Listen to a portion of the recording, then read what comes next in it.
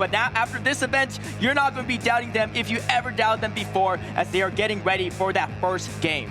Yeah, and taking a look at Kelsey's team one last time here. Again, she's coming from the winner's side here. If she wins this next set, she is going to be the Toronto Regional Champion. And I would have to say her MVP has been that Florges. We saw it in that matchup against DHC earlier. The only answer really for him is Empoleon, and she was able to pilot around it so well. It's got Chilling Water to debuff the attack of the opponent, Trailblaze to raise the attack of itself, and even just choosing which attack to throw sometimes is a big skill in and of itself.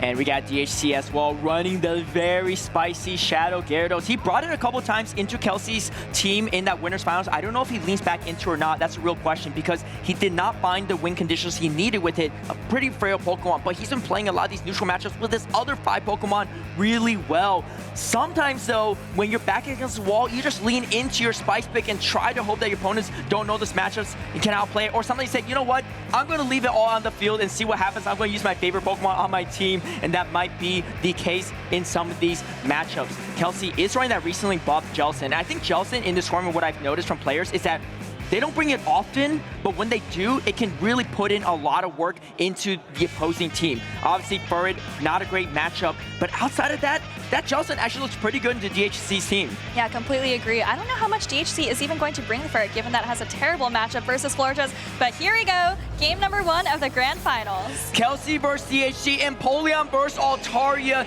Going to be a decently neutral matchup. You got resistant Dragon Breath, but you can see the damage is adding up quite a bit into the Empoleon as the first drill peck is going to be thrown. DHC going to throw potentially Flamethrower or go for baits. Pretty risky bait there as Kelsey is going to throw this first drill peck. I think I actually missed the bubble. I don't know if that's going to be consequential or not in this matchup, but that's going to do a little bit more damage than a fully charged drill peck. Yeah, Flamethrower coming through here, and this could be big if Kelsey decides to let it go. Switch advantage, I think, is going to matter in the back, or maybe not. Empoleon looks quite strong for DHC. Still in this matchup, though, and Kelsey actually gives up switch advantage. DHC brings in the Gyarados, and this is looking pretty good for DHC, able to get these super effective Dragon Breaths off. He predicts the Fortress in the back, and that's huge. Gyarados, though, is not going to appreciate the neutral Dragon Tail and Brutal Swing, doing a huge chunk of damage. However, DHC may be feeling confident that once you get this used mileage out of the Gyarados, it could be good. He goes for the crunch, thinking that he might not even make it to 2 Aqua Tail, so going to throw the slightly harder hitting move, might even get a potential debuff. Do we get debuff? No. And Kelsey, after seeing that though, going for the full Dragon Tail down, knowing that DHC doesn't reach another move. Yeah, barely not getting that Aqua Tail there. Maybe should have gone for double Aqua Tail. Altaria going to come back in to try to absorb some of this energy from the Guzzlord. First Brutal Swing coming through, and Altaria is loaded up with an attack, but we'll have to see if DHC decides to throw it. And he actually decides to preserve the Altaria, a little bit of health on it at least. Here comes the second Brutal Swing, and DHC is going to let this one go. I believe DHC should be able to hang on. He has the Flamethrower and the Sky Attack loaded. Does Kelsey just swap over? Doesn't want to get farmed down. Oh, he's actually the first one to pivot over. Wants to get an energy lead against the Guzzlord. That's going to be proving to be pivotal for this back-end matchup. Florges doesn't have a lot of places to go into the Empoleon. However, there's still health remaining on the Empoleon on the side of Kelsey. Yeah, health and a ton of energy. Look at that. She's over 1 Hydro Cannon. She is going to be able to throw the Hydro Cannon first, and this is going to probably pull DHC's last shield. He has energy on both of these Pokemon, but he definitely needs to preserve some health on this Empoleon. He hasn't even seen the Florges in the back. Kelsey going to try to reach another Hydro Cannon, and I think she's going to be able to. She has more than enough energy to outpace DHC. The timer's not up yet. She's 1 more Metal Sound away and does get to the pivotal Hydro Cannon. Even if DHC hangs on here, I don't know if he has enough health to take out the Florges despite the positive matchup. Going to try to go for the farm down, maybe even leave with the energy. He does leave with the energy. Try to drag him down. Does he get it? He does. That's massive for DHC. However, Kelsey can catch the energy on the Guzzlord, eat it up, because you know DHC has to throw the move if she decides to come in Guzzlord. And that's going to be, oh no, she comes in the Florges instead. And that's huge. I think if she came in Guzzlord, DHC has to throw. Look at how low this Altaria is. Now the question is, can Florges survive a Sky Attack plus a Hydro Cannon? I don't know. She's going to get 1 Fairy Wind here, but I think the Hydro is already loaded. It might come down to a catch. And he just throws it right away. Doesn't want to mess around. Doesn't want to give Kelsey a chance to catch. She could have, but not knowing when he's going to throw it, there's going to be a huge Hydro Cannon. A few few metal sounds. Can she get there? 2, 1. No, doesn't. But the Guzzlord still has health. Can get the Dragon Tail down? No, and DHC somehow farms it down and finishes off 1 HP on both sides, but he has a Hydro Cannon loaded. And huge Empoleon gameplay from DHC. We saw him go down 1-3 in that matchup in the winners finals earlier, but able to hang on to this match by just a sliver of health. Sliver of health on both sides too, right? I mean, just shows how incredible these two trainers have been playing. That looked pretty dicey for DHC in some way, shape, or form, but they're playing so on point and farming so much. Again, that could have been a tie for Kelsey if DHC did not reach the Hydro Cannon. He literally got there perfectly against the Guzzlord, which is what resulted in the win. And I mean, if they keep playing like this, we're going to have some really close matches in this best of 5. Yeah, DHC able to come out on top here. You see this Empoleon against the world. Look at how dicey this looks. It has to take a Hydro Cannon from the opposing Empoleon, and he hasn't even seen the 3rd Pokemon at this point yet. But this is where energy management comes in, and it's so important. You see the Dragon Breaths coming through here. They do a little bit more damage than Metal Sound. That's what allows him to get the farm down and put this Florges into Hydro Cannon range. And look at how close this is. Altaria surviving with 1 HP. Empoleon surviving with 1 HP. So close in these narrow margins, but just 1 HP is the difference in turning the tides of so many of these battles. Just shows how close these two opponents are in skill level. Yeah, and even there, I think there might have been room for DHC to clean up a little bit of that middle game as well. I saw Gyarados versus Guzzlord, remember. Gyarados barely went down with an Aqua Tail, and earlier DHC had thrown, I believe, a Crunch, cost a little bit more energy, and I think I also saw some of a Dragon Tail come through. So, you know, if he's able to make even more little adjustments, he can be winning these games with more margins, and that's going to be the momentum he needs to try and reset the bracket. And something I noticed, and you noticed as well from DHC throughout the tournament, is he's not learning from tournament to tournament. He's learning within the tournament from battle to battle within the same series. I don't think he's going to make that mistake again. And I think if we do see that Guzzlord matchup versus Shadow Gyarados, he might just go for the double Aqua Tail instead, knowing that he needs that extra damage and could actually get to a second move if he plays it right. Here we go, Empoleon in a mirror matchup. I don't remember if we saw who in charge of priority. I think it was actually Kelsey in that winner's side, and looks like both players trying to overfarm a bit. There's so many catch potential, but Kelsey avoids Empoleon on her floor, just what's really going to be paying off for her. Yeah, and I think if you're DHC, look at how weak your backline is to Florges. Would not be surprised to see him switch up, maybe into that Gyarados, maybe to try and catch an attack from the Empoleon, but for now, gonna stand, gonna catch this, or sorry, eat this resisted Hydro Cannon on his own Empoleon. DHC could potentially catch onto Altaria, but the thing is, Kelsey might overfarm. You know that the Hydro Cannon is actually not going to be enough, and that's exactly what she does. Throws one more Metal Sound, making it hard to predict when she is going to throw this Hydro Cannon. Second Hydro Cannon does come out against DHC. The question is, what does he do? He's low on health. He might need to save it. He knows there's a Fortress somewhere. Throws one more Hydro Cannon. He might try to leap with one and try to go for a catch. There's so many catch potentials. Probably going to be on the Altaria. But we saw this double Dragon Breath line in the back, and it proved to be difficult. He comes in. They Simul swap. But this is exactly the swap he needs. This is a matchup he wants. You can see Kelsey actually smiling a little bit, saying, wow, okay, we're both making predictions here.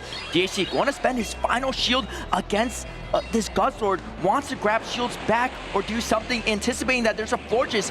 I like to play because Fortress with energy doesn't do enough to Altaria, so he doesn't really need the shield for Altaria. He just needs to take Kelsey's shields or do enough damage to start throwing charge attacks. Yeah, I mean, I like the shield usage for DHC, but Kelsey, she's still got 2 shields up on her side, and Florges really only needs shields to take out Altaria, right? You need to shield yourself from the Sky Attack, but not from the Dragon Breaths. DHC going to be able to take down the Guzzlord with that second Aqua Tail there, and here is that Florges that's been the centerpiece of this matchup. DHC already at an Aqua Tail, though. Aqua Tail going to outpace the pacing of the Florges through the Chilling Water and the Trailblaze. You can see DHC already learning from game 1, going for the double Aqua Tail, throwing on charge attack party as well, not trying to optimize, and in comes the Altaria, going to be able to eat this energy really well, and Florges already below half health. Let's not forget, both Empoleon have a Hydro Cannon loaded in the back. Kelsey has a shield advantage, but not enough health left to potentially use them. Let's see what she does. Now throws the double resisted Trailblaze, wants to just try to whittle down the health bar of this Altaria. Yeah, and this is really interesting because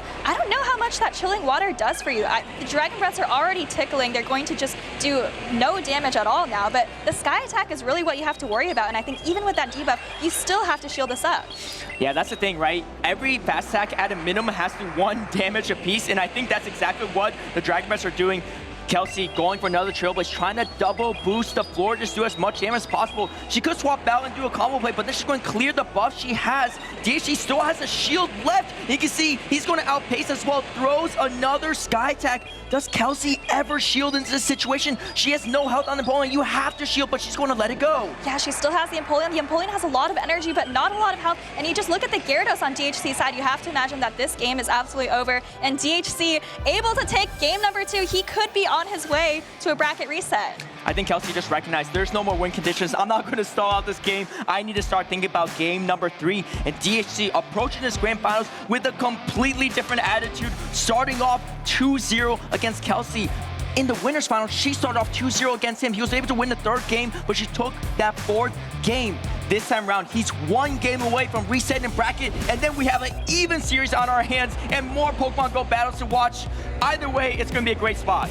Yeah, you know, we're talking about DHC learning tournament to tournament, match to match, battle to battle. You see him learning here from the winners finals what Pokemon to bring. He knows that the floor just is always going to come. And you see here the improvement from game 1 to game number 2. We saw that Gyarados versus Guzzlord matchup where he went for the double Aqua Tail. And you know what? I think he was in a very difficult position after the lead. His Empoleon was so low, but somehow he was still able to deal with that floor just in the back with his Dragon Breath users. That was actually a really interesting swap from DHC as well. He swapped in a Gyarados when they both reset Hydro Cannon. And I can see why Kelsey's confused here, because why would you ever want to try to catch a move on Gyarados? Resisted or not, and there's a good chance she might even throw the Drill Peck there at that low health range. That would have done a lot of damage to Gyarados. So she's like, why would you do this, right? Which is why I get why she simul-swapped to the Guzzlord, thinking that it might be the Altari instead. But DHC playing different mind games and is paying it off here as he finds a fantastic lead in this 3rd game. And this is exactly what he needs. He's closing in on the 3-0, but Kelsey makes a quick swap into Guzzlord. DHC doesn't have an answer. He actually has the Gyarados in the back, but he's staying in for a second just to throw this Drill Peck. Let's see how he's going to do this. He knows he needs to preserve the Empoleon in some way, shape, or form, although he was able to whittle down the health bar of that floor just earlier, and now comes the Altari. I like this play. You could potentially Dragon Breath down, and then the energy is going to go somewhere into the floor just still. You won't be debuffed yet, so you could do a lot of damage in return. Let's see how Kelsey plays out. Her timer is ahead of DHC. Can she hang on long enough to keep the Guzzlord around and make that swap? Yeah, but the Guzzlord is getting very, very low, so even if she's able to preserve it, really all it's going to do in the end game is to become a catch. But, oh, DHC actually goes for the Sky Attack here to make sure to knock out the Guzzlord. And now this could open up a little bit of a farm down for Kelsey with the Florges. That's definitely true. The Empoleon has a little bit of entry. I don't think a Hydro Cannon loaded though, but this engine is going to play favorably. Can DHC get to 1 more Sky Attack? I think might just go for it. Tries to build up to it and finally throws the Sky Attack. It's going to do a decent amount of chip damage. So Kelsey already knows she's in a bad matchup. She doesn't have switch advantage. She's going to put everything on her own Empoleon instead. It does have decent matchups into that Gyarados, but there's still another full health Empoleon to contend with. Trailblaze is going to be thrown the correct move into this Empoleon to really soften it up. Yeah, this is going to be neutral damage. It's probably going to put the Empoleon at just about half health. You see there in the yellow, but DHC also has the Gyarados in the back. Kelsey actually going to stay and try to pull a shield before she probably swaps out. I don't think she expects that there could be a Marowak in the back given how strong her team is. And now we grab a shield from DHC. In comes the Empoleon, but the Gyarados is still waiting in the wings. DHC wants to throw a Hydro Cannon first at the Empoleon to do some chip damage. However, Empoleon with energy into the backline of DHC's Gyarados, it's not going to be a great time. Now the Gyarados comes in, but the Empoleon already has over a Drill Peck worth of energy. He's not going to shield. I think he just wants to chip down the Empoleon as much as possible and try to finish it off with his own Empoleon. Yeah, a little bit of potential gameplay has opened up for Kelsey here. She's up a shield. She's still got the Florges, and her clock is coming up pretty soon. She might be able to get out of this matchup, switch back into Florges, and build up even more energy. We'll have to see how this plays out. DHC able to start pulling away these shields from Kelsey with that Aqua Tail. Her timer's not up yet. She's going to opt to throw the Drill Peck. DHC actually choosing the shield. This is not a bad play in my mind because the Florges doesn't have energy. You're also in Aqua Tail range, so it's hard to even swap in the Gyarados. DHC just wants to get rid of this Empoleon as much as possible to carve out a victory here. Can Kelsey actually farm down is the real question, because if you can, it makes things a lot dicier for DHC's Empoleon. She is at the Drill Peck. DHC is at the Aqua Tail, and she catches the Aqua Tail on her Florges, expending that energy. Tries to maybe go down for Metal Sound down, but DHC's own timer counters up. He's going to come in the Empoleon. I think he could hang on after one. Hydreigon, she's almost at the double though, but he is at it.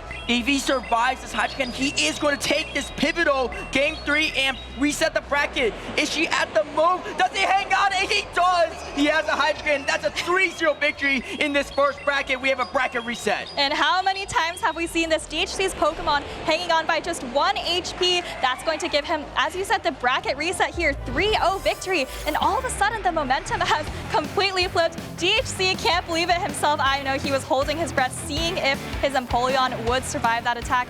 And all of a sudden, Kelsey is the one on the back foot here. She won that winners finals, and now all of a sudden, DHC taking 3 games in a row. Wow, we have one final best of 5 remaining, 5 potential battles between these two competitors. DHC even being a little surprised, like, whoa, I survived that Hydreigon on my Empoleon, I won that, and now the momentum is on his side. Kelsey hasn't won a game against him in 3 straight battles, and now things are looking a little bit tough. I think maybe he's cracked the formula on how to handle the Florges. Obviously, leading Empoleon to Florges does give him a sizable advantage. However, Kelsey not dissuaded, not this easily, and is going to have to dig deep to see if she can find the solution to deal with his new approach in this Grand Finals. Yeah, the interesting thing is, I don't know, did DHC just run the same 3 Pokemon in every single match? And I feel like we saw Empoleon double Dragon Breath from DHC every game, and I feel like we saw Florges, Guzzlord, Empoleon from Kelsey in all 3 games. I could be wrong, but that's what I remember. I feel like those Pokemon are the story of this matchup right here. Empoleon putting in so much work for DHC. No surprise that it's the #1 most used Pokemon, but we're already getting into the reset. Who am I to question your analysis there? So if I'm not sure either, all I know is this is the most amount of Shadow Gyarados I have ever seen and anyone's ever seen in Championship Series history. And it is so wild to see as DHC has the matchup he wants. Gyarados into the Guzzler, super effective Dragon Breath damage, and goes for the harder hitting Crunch. Maybe even could get a debuff against the Guzzlord. Oh, and there's the debuff. Might be the first one I've seen on stream. Brutal Swing coming through. DHC, I have to wonder if he's going to shield this. He does shield it up at the very last second. He sees that Kelsey is staying in with the Guzzlord, maybe seeing a little bit of value here. Kelsey able to reach his Brutal Swing before Gyarados can reach an Aqua Tail. Now DHC has to wonder, do I invest the second Protect Shield right off the bat? And he does. Taking a page out of Elom, so expending both shields right off the bat. I think what I noticed with DHC is he realized this Gyarados is really strong, even against the Florges, because the Aqua Tails really start adding up. And I love this play because he has the Empoleon on the back. He does so much damage, and after that, Kelsey would have maybe 1 Pokemon left. Yes, she has 2 shields, but how much health can she even avoid at this point? Gets to another Aqua Tail. Does Kelsey shield this, expecting that, yeah, there's probably an Empoleon on the back. What do I do?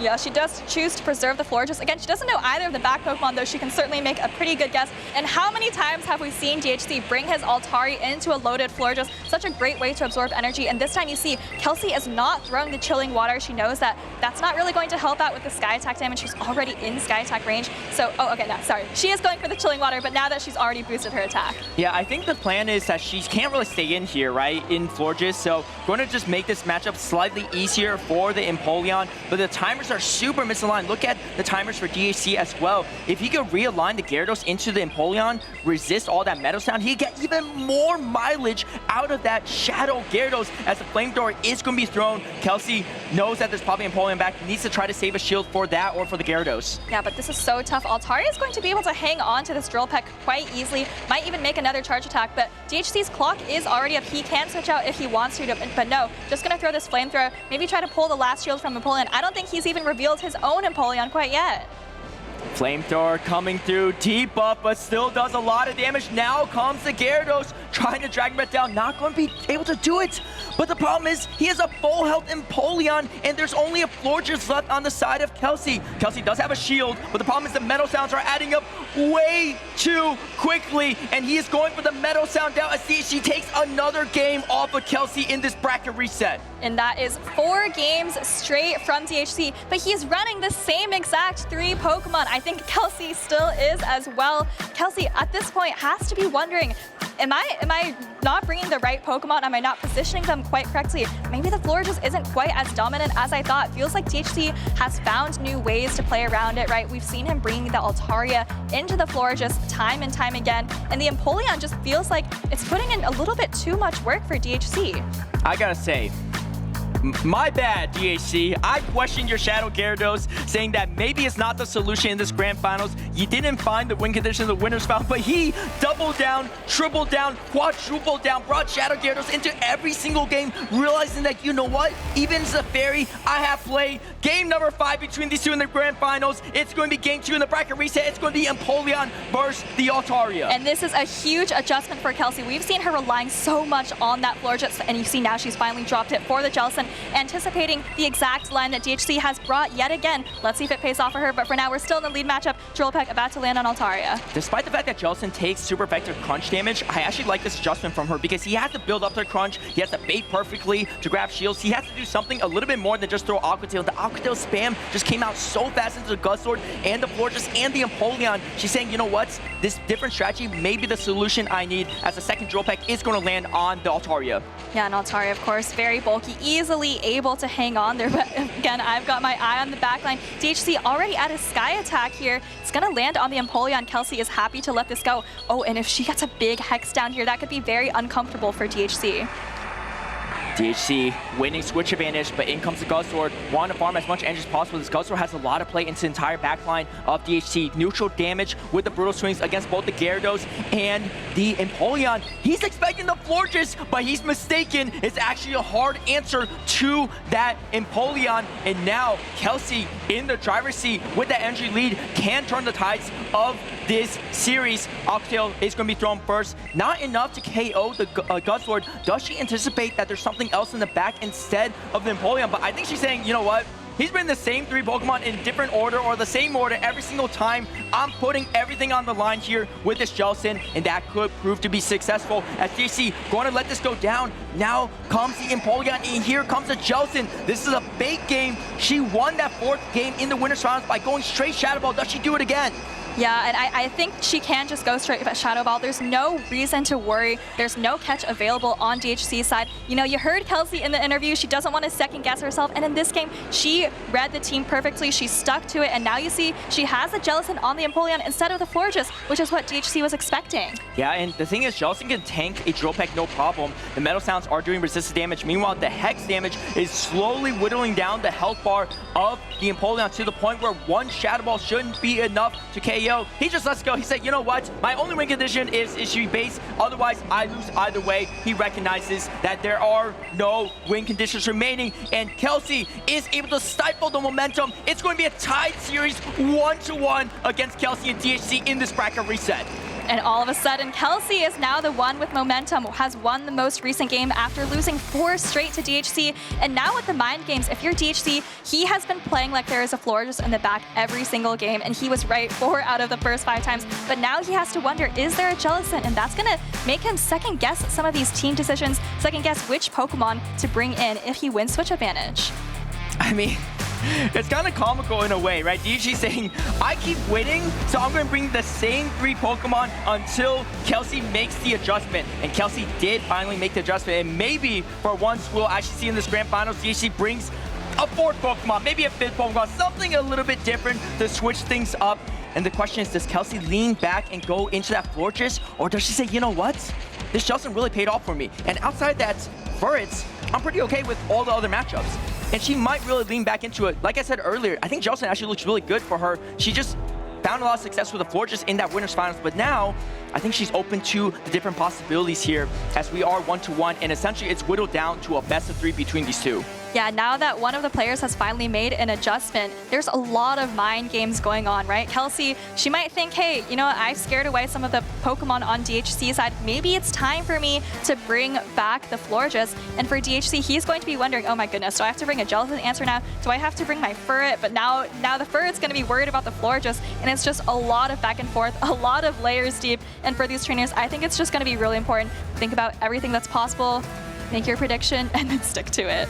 And the first also has to worry about not just the Florges, but the Guzzlord as well, right? Resistance damage there. The Empoleon hits back pretty hard too. So, you know, it's hard to bring that hard answer to that Jellicent, but he's been adapting and going with a lot of these neutral plays. Let's see if he's able to adjust to Kelsey's adjustment, but she might bring back the Forges. And here we go, a fantastic lead for DHC. The game's not over yet because we've seen Kelsey come back from even worse odds. She's just going to safe swap the Gutsword. And again, having so much neutral play into the team of DHC, throwing the Brutal Swing, misaligning the timers, even if DHC swaps out. Yeah, able to get off this Brutal Swing so quickly. Marowak has only just reached the Bone Club. We'll have to see if DHC actually decides to throw it, though. Versus switch out, he does decide to throw the Bone Club. Like you said, Caleb, super misaligned switch timers. Whatever he brings in, that might actually allow Kelsey's Empoleon to eventually get an energy lead on the Marowak. DHC is going to bring in his own Empoleon now. In a way, DHC tanking the Brutal Swing wasn't too bad because the Hydra Cannon is going to be the move you want to worry about. The Metal Sound's not going to be enough. You can't Metal Sound down, so as long as he has like about half health on Marowak, he could just go for that Mud Slap down in that matchup. And now DHC coming in with his own Empoleon, a little bit more than 0 energy after throwing this Drill Peck. So now Kelsey going to be a little bit behind in this mirror matchup too. Yeah, but this is where the mind games come in, right? DHC is now thinking, oh, there's no Florges. I don't need the Empoleon anymore. But now there's the Florges in the back, and it's going to be lined up on the Altaria. For now, though, we're in this Empoleon mirror match. DHC a little bit ahead on energy. Looks like it was a charge attack party, but we've seen this one before. I think DHC is going to be able to hang on. Just barely, should be 1 or 2 Metal Sounds away, but enough to get the Hydra Cannon off. The question is, can he get a second Hydra Cannon off? That would be pretty nice, making the Mud Slap down even better. And the thing is, Kelsey, yes, has the Fortress into that Dragon Altaria, but we saw the damage from the charge attack's not going to be enough. Oh, goes for the swap, Huge brings play. in the Marowak, and here comes the Hydra Cannon into the Marowak and forcing DHC's shield. I love that play from DHC. He stayed in just long enough to make sure he got to that Hydra Cannon. It's banked in the back. He brings in the floor. Just no clear answer on Kelsey's side. Yes, this is not a great matchup for Florges, but you're out of Fairy Wind down range. And the thing is, you're behind on energy, going to grab the first shield from Kelsey. Look at the health on the Empoleon on the back. And she doesn't have enough energy to do anything with the Empoleon right away. Even the Altaria is going to be troublesome into that Steel type. DHC saying, you know what, I'm going to just either grab your final shield or do so much damage that you cannot do anything but take fast stack pressure. There is that move still banked on the Empoleon. He's going to throw one more, and we grab the final shield from Kelsey. Timers are going to be up. She has potential to catch the Hydra Cannon, but there's the combo play coming, and here comes the Hydra Cannon. Neutral damage should put the Florges in the red territory. Not a lot of health left on the remaining 2 Pokemon, Kelsey. Yeah, and you know what? DHC might even be able to win this without showing. No, he does show the Altaria. And we're going to be able to Dragon Breath down this floor. Just Chilling Water going to land, but there's nothing Kelsey can do at this point. And now DHC is the one who has made the adjustment, brought in that Kanto Marowak, probably surprised Kelsey quite a bit. And DHC now going to be 2-1 advantage here, just 1 game away from winning this regional championship. Kelsey, finding a win in the last game, but takes another loss here in Game 3. She needs to win this to have a chance to force that 5th and final game. Does she lean back into the Jellicent? It's a question. A close series there, a tough lead, but DHC staying locked in, switching things up with the Shadow Marowak, and it really paid off with that fantastic lead. Yeah, fantastic lead. You know, Guzzlord was a pretty difficult switch in. I was a little worried for him because he brought in that Empoleon as if he wasn't expecting the Florges, but he was able to deal with it with the Shadow Marowak as well. So, you know, DHC also maybe now realizing he has more options than just that Empoleon double Dragon Breath line that he's been relying on. And like you said for Kelsey, I'm so curious if she decides to bring the Jellicent back. That's really her best way to deal with the Empoleon. And here's where the mind games come in, right? DHC knows that Jellicent was the one game that Kelsey was able to take off of him in this Grand Finals. Does he expect that Jellicent might come in again, and he brings a lot of Pokemon strong into Jellicent? And does Kelsey say, I think he's going to see the Jellicent coming, I'm going to bring something else instead to really take him by surprise, despite the fact that I've only gotten that win off of the Jellicent? The thing is, Jellicent, again, looks so strong. Does he ever bring the fur? I think Kelsey is going to lean to that Jellicent. Even if DHC sees it coming, what can he do besides bring the furs? I think Kelsey may lean into the bulky Ghost Water of the Jellicent to force that final game. Both players playing so many matches throughout this weekend, and they're locking in. Match point for DHC, but Kelsey might have something to say about that. You know, both of these players, so many mind games going on. They both were about to lock in. Both of them backed out and changed their team, but now they're locked in again. This could be match point for DHC. All right, here we go, and it is going to be Jellicent into the Gyarados. Not a terrible matchup for the Gyarados. You avoid the matchup into the Empoleon, which is what Kelsey wants. In comes that safe swap. Guzzlord, yet again, DHC throwing a Aqua Tail, may try to come in with the Altaria to soften this up, trying to avoid the Empoleon for later, expecting that there might be the Florges, and that's exactly what he does. Yeah, that's exactly what he does. This is going to be so fantastic for him to absorb all of this energy from the Brutal Swings. Yes, he is going to be taking super effective Dragon Tail damage, but he's going to come out of this as well with a lot of impactful energy. And Altaria taking the damage pretty well. He might be able to go for a Dragon Breath down, and that could be proving to be useful, but the Jellicent getting farmed down with the Hex can also be great, as he is just continuing to throw Dragon Breath. Might throw right before the Brutal Swings reach. That's exactly what he does. Does Kelsey shield here? The problem is if she shields, DHC can shield back and maintain Switch Advantage. She does hold the shield though. Yeah, she does put up the shield, and that is going to allow her to throw this Brutal Swing. Now the decision's on DHC. Do I want Switch Advantage? Do I want Shield Advantage? He looks like he wants Switch Advantage. He wants to make sure he keeps the Gyarados on the Jellicent and the Empoleon away from it. And importantly, he doesn't know. Oh, but he stops tapping, trying to give her even less farm. Really heads up play from DHC, knowing that energy on the Jellicent could be proving to be bad. And now she shows her final Pokemon, and now he comes in the Gyarados. He needs to land a crunch to have a chance here. Kelsey can go for the bait, goes for the Surf. Does DHC call it? I think he just shields either way, want to preserve as much health as possible. He throws up the shield, going to be baited. Can she get to a Shadow Ball before Double Crunch's reach? He could also go for his own bait, farming up to both Crunch. He does go for the Aqua Tail baits. And I think Kelsey may have just tapped the Surf. He goes for the Aqua Tail bait. He gets the shield from Kelsey. And now the question is this Gyarados going to survive a Surf? It is resisted damage, but Gyarados, a very, very squishy Pokemon, and DHC is so close to that Crunch. If she gets a Hex down after this before he gets her Crunch, it can be disastrous. He has the Crunch though. Super effective Crunch is going to land on to the Jellicent. Can Jellicent hang on and possibly get their Shadow Ball? No, it cannot. Here comes the Empoleon, but there's a Florges in the back. A terrible matchup for Kelsey. And you see DHC, he's excited. He knows he's one more Hydro Cannon away from taking the victory. History is written by the victors. And this chapter is all about DHC winning his first ever title, as he is moments away from becoming your 2026 Toronto Pokémon GO champion. Empoleon metal sounding away. It's going to clinch this victory for him. No charge attacks around, just fast attacks, and DHC wins the Toronto Regional Championship. Wow, what a tournament from both competitors. DHC, the third ever tournament for him. His first tournament was November, less than 2 months ago, and he has carved out a name for him in history. But of course, Kelsey as well, her best finish so far. Only a little bit over a year of her starting in the circuit. And she said, you know, my goal this year was just to make a top cut. She's far surpassed it, and I'm sure now she has her sights on even higher goals, and people should be feared when they sit across from her on the table.